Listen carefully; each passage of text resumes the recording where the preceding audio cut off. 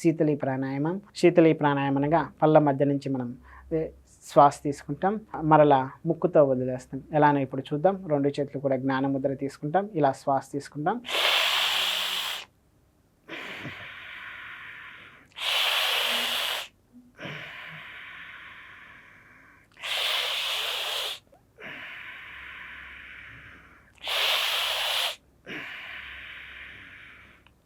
ఇలా శీతలి ప్రాణాయామం చేస్తాం.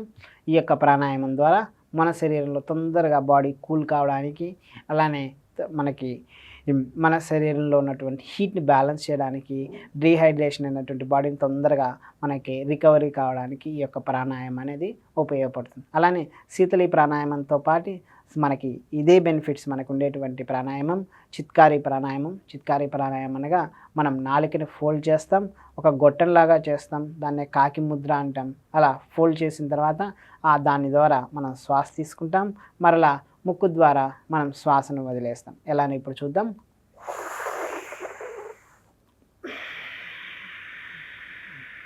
ఇలా ఫోల్డ్ చేస్తాం, శ్వాస తీసుకుంటాం,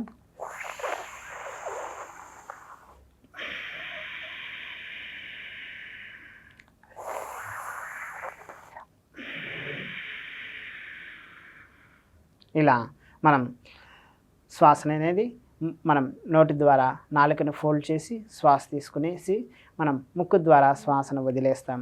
ఈ రకంగా శ్వాసను వదిలేయడం ద్వారా మన శరీరాన్ని తొందరగా కూల్ చేసుకోవచ్చు. ఈ రకంగా మన శరీరాన్ని చల్లబరుచుకునేటప్పుడు ఈ యొక్క శీతలి, చిత్కారి